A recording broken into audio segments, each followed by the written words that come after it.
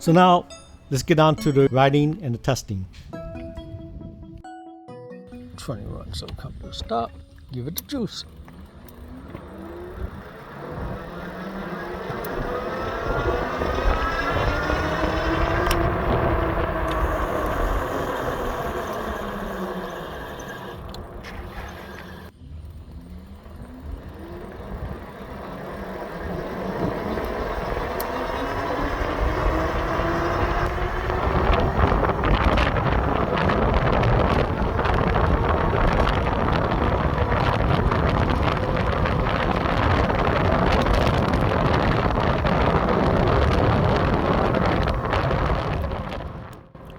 Oddly, I did notice that if you start from a dead stop and do the speed run, there is a slight tick of a delay before the motor kicks in. But if you preload the motor before the speed test, like just get the motor moving slightly and then do the speed test from a dead stop, the motor kicks in instantly. So there's a little difference in time.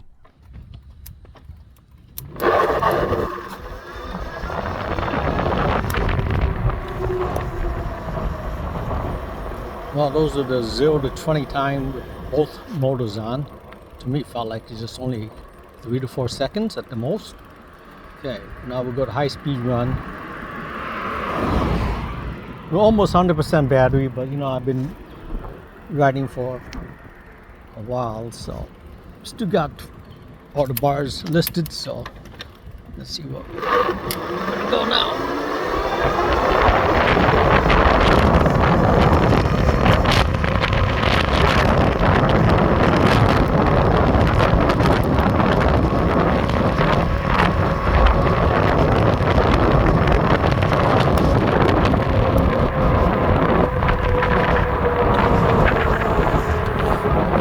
Miles per hour.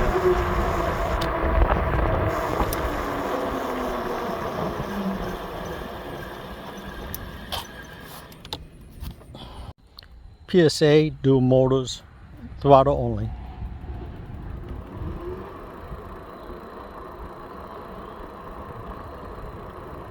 7 miles per hour. PSA 2.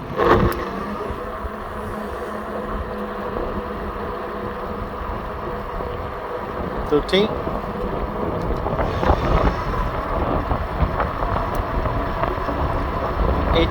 17, 18 on 3.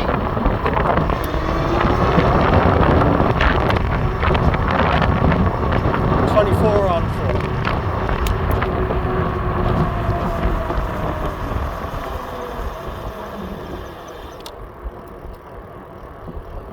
4. Okay.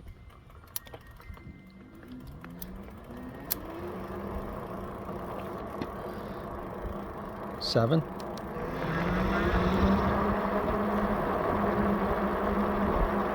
13.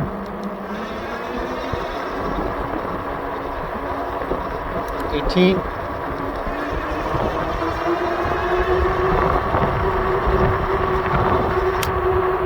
'Kay, so PSA speeds is the same no matter if in single dual mode, which kind of makes sense, except that when you're in dual mode, when you hit the throttle, you're like flying, so you got to hang on to the handlebars.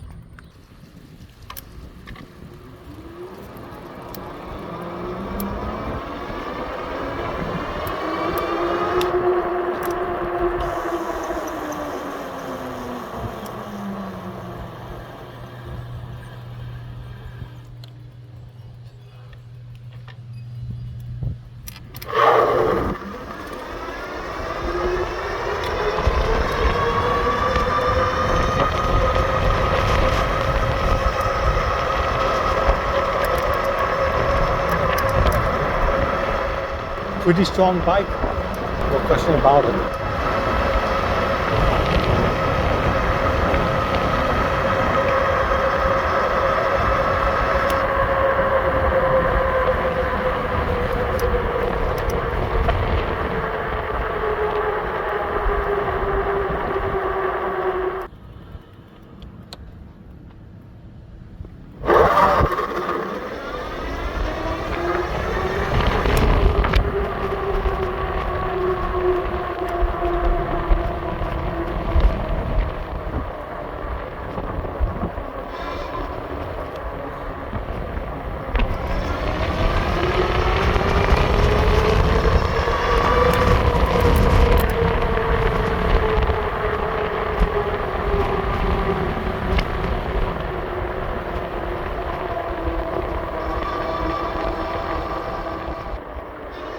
Well, I've been riding this bike for a while, so let me give you my overall impressions on the bike itself.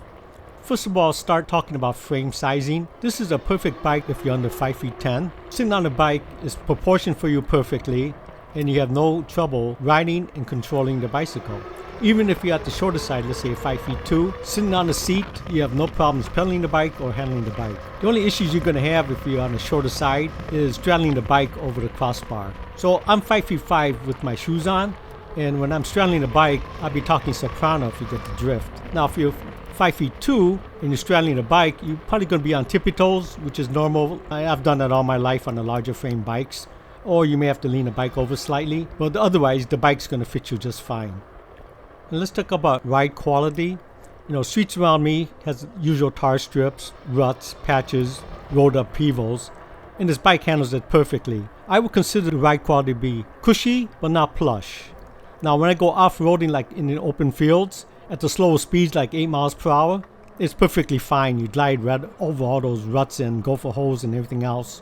But when we go at higher speeds, I notice that it's a little bit jittery as the suspension itself, or especially the front forks, cannot keep up with all those undulations of the road. And this is because although the spring is adjustable, the shock damping itself is already preset. It's preset for normal usage. Yes, you could go with adjustable dampers, but that makes the forks and the bicycle considerably more expensive.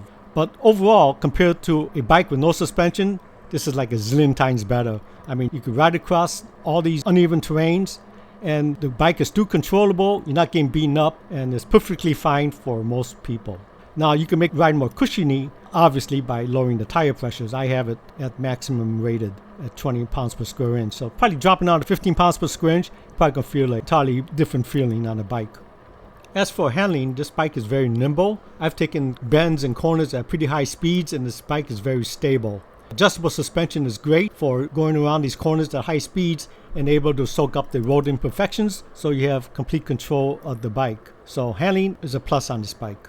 Next we could go over braking. It's got hydraulic disc brakes, and the brakes are really good. In fact, it stops the bike, but the only thing I found was that it does not have the greatest bite in the world, and that could be easily changed by swapping out brake pads. You could go with the more aggressive pads and it'll give you that bigger bite. But for everyday usage at this point in time, the brakes are just fine.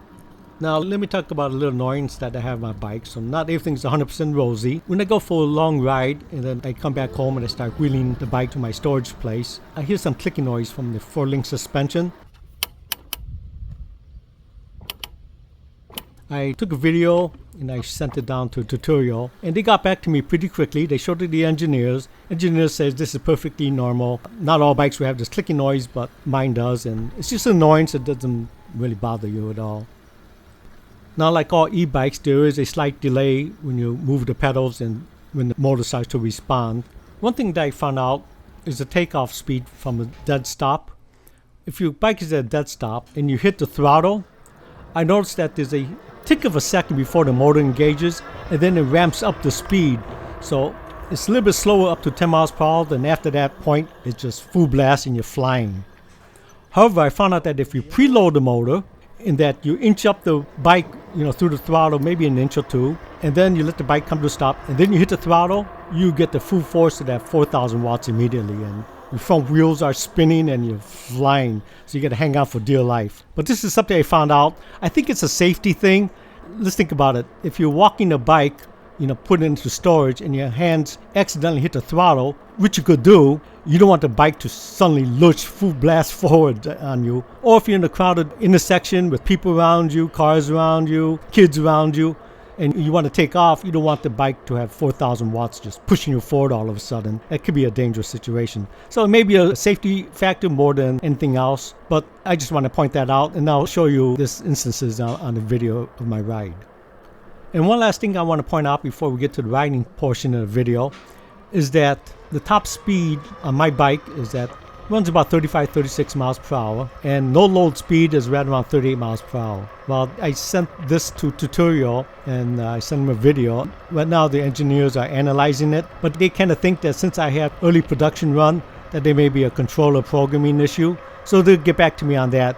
because with 4,000 watts, larger motors, larger battery, bigger controller output, this bike should be hitting 40 plus miles per hour with no problems. Like the Seeker 24, everything's small about it. It hits 38 miles per hour. So it's an issue with my bike and maybe not, everybody's bike. So they're looking into it and they'll get back to me. And once they do, I'll just run a quick video on the update. Okay, we're going to do a little bit off-roading at the park by our house. This is just open field. It's kind of bumpy and rutty. It's taking up the bumps pretty good. Water puddle there. You know what I want to do? We'll push down. I'll go to that backstop and come back. Then you can see how much suspension moved, okay? I'm on PSA 2, running about 12 miles per hour, and I'm fine. 11 miles per hour, I'm good. I noticed that if you start to fly over these bumps, the suspension is probably being overworked. But for general off-roading, going in the prairies, this is fine. This is the XT type bike for it, so it's not meant to do any type of freewheeling or trails. But it's good for this, like cutting across the field like this or hiking trails is perfectly fine.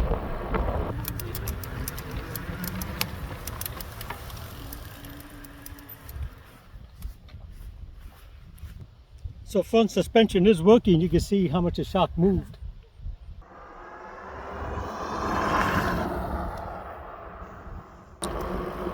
So normally I bike at PSA 102. I'm more of a spin move, so I keep it like fifth gear. This way your feet are spinning more. So it's more of a cardio. If I want to get a leg workout, I switch over to seventh gear. That's fine for PSA 1 and 2.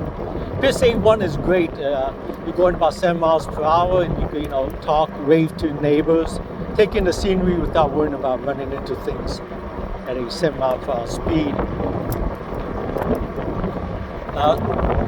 Once you get to PSA 3, you're going to have to be up in the 6, 7 gear in order to avoid being ghost pedaling.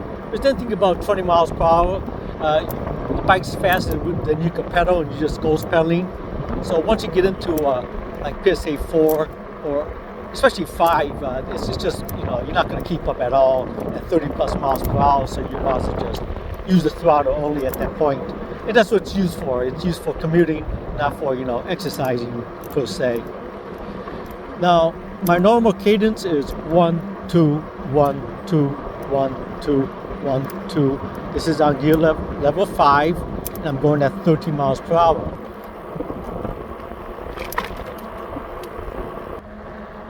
Okay, now we're going to start this long ascent. So it's pretty intensive. Usually when I'm riding my road bike, which is a Cannondale, weighs about 17 pounds, lightweight racing bike. Great hill climber, and even by the end of this climb here, I'm sort of out of breath and I'm in pretty good shape, and your heart fuels it, so, and you're sweating like a ton of bricks.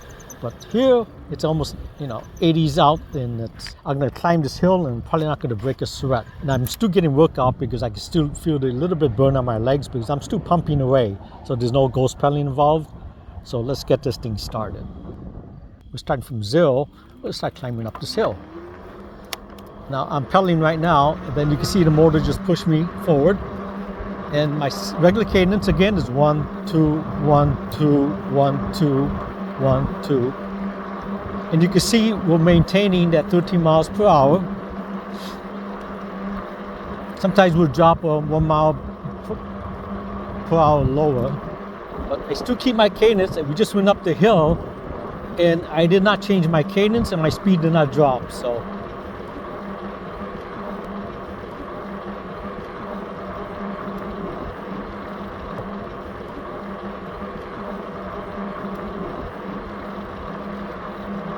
now we'll be coming up another hill, and we're still going up though, but it just gets worse and worse. And this is a pretty long stretches too. Like I said, it's just a constant climb, and this is pretty steep at this point. We're probably at least 20 degrees, close to 20 degrees. Still same cadence, still going 30 miles per hour. So there's no ghost pedaling. I'm pushing the bike, I can feel it, but the bike motor is helping me along. Single motor, PSA 2. Now, naturally, you can put in a dual motor, and I'll probably climb that hill, you know, with ease, but I don't need the power. I'm just showing you how powerful this bike is with just a single back motor.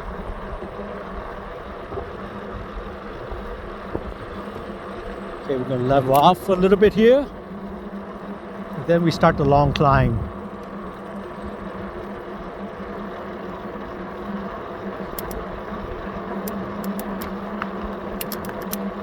I'm basically in the area where the glaciers stop moving south in the United States.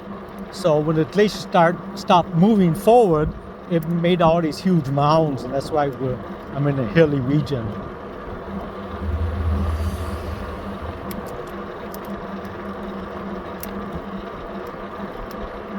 So we got over that hill, and now we're going to start climbing on the steeper one.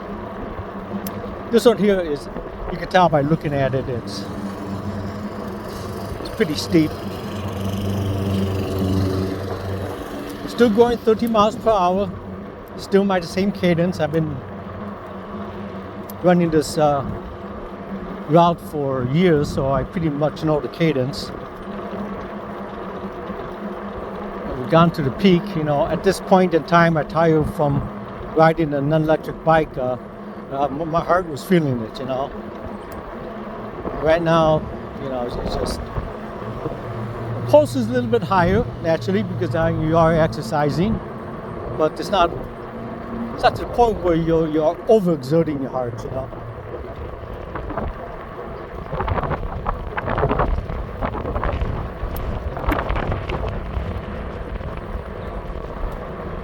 And believe it or not, we're still going uphill, and we got another hill coming up now that's pretty close to 30 degrees too, so you can see it a little bit there.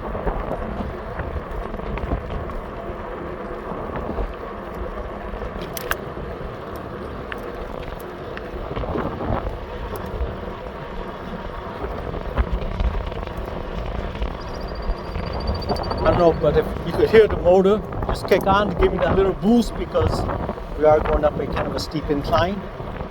But you know, we drop less than a mile per hour going up that steep incline. So that's pretty good indication of the strength of these motors going up long steep hills, you know.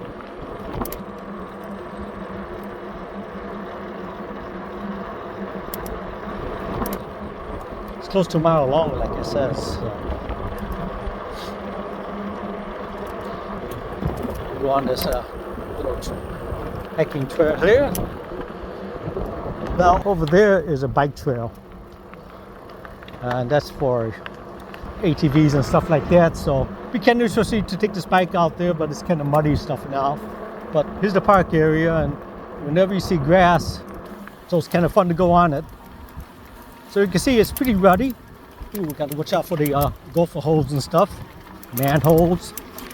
Ooh, that's a big bump, but no problem. Pretty relatively smooth.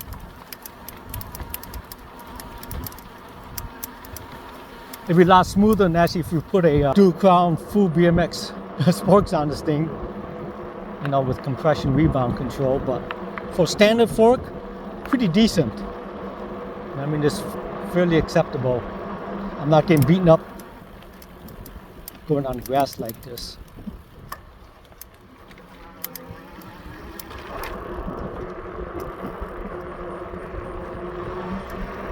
Then I'm going to have a night view of the lights. I showed it earlier.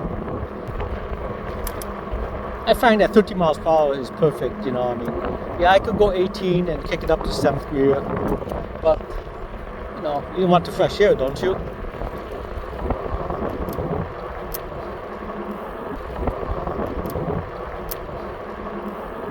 Now take a look at this monster hill in front of me. That's about 45 degrees. Right, so throttle only, PSA 2. I don't need 5. I think rear drive only. Let's take a feel of this thing.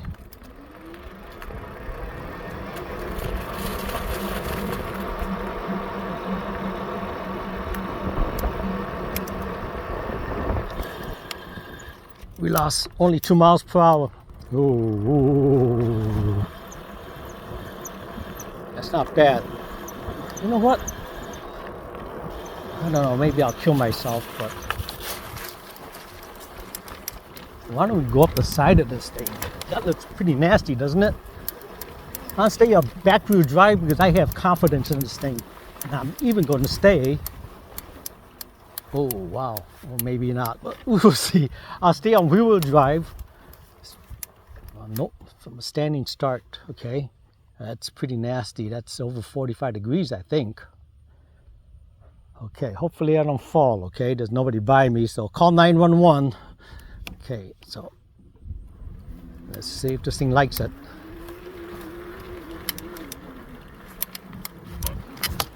Nope, didn't make it.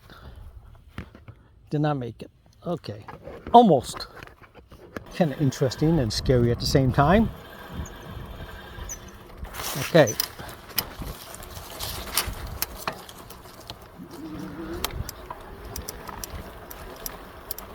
Single motor, PSA 5. I mean, they say this is good for 45 degrees. This is more than 45 degrees, people. So let's go PSA 5 and see if I can make it. Get my pedals in line, so if I have to catch the bike, I could catch the bike. There is like, 2 pedal delay on this. Okay.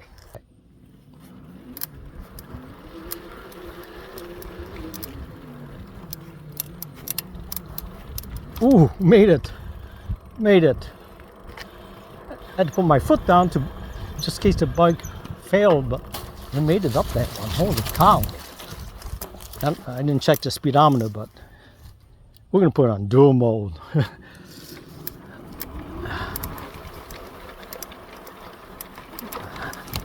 This is a crazy hill from a standing start, people. Okay, so we've got dual mode, PSA 5. I know it's gonna make it over, so I just don't want to go over the other side and come down. So people, get your phone out, ready to dial 911. Here we go. Oh, no problem. Whoa, no problem at all. There it is, people.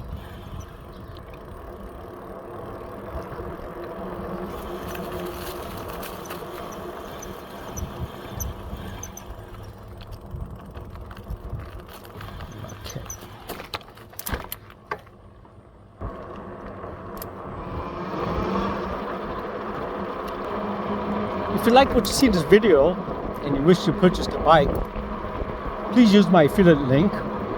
I am not sponsored by Tuttio, but they do throw a few bucks my way in order to help support my channel. So just a full disclosure. Oh, what a perfect day for a bike ride, huh? Got a little bit headwind. Nice, under 80 degrees, no humidity. Let's go up this hill here. Single motor, PSA 2, just regular 1-2, 1-2 cadence. So this is pretty long, another long steep hill. So I hope you found this video informative. Please click the like button. When you have a chance, please subscribe. Most of all, thank you for watching.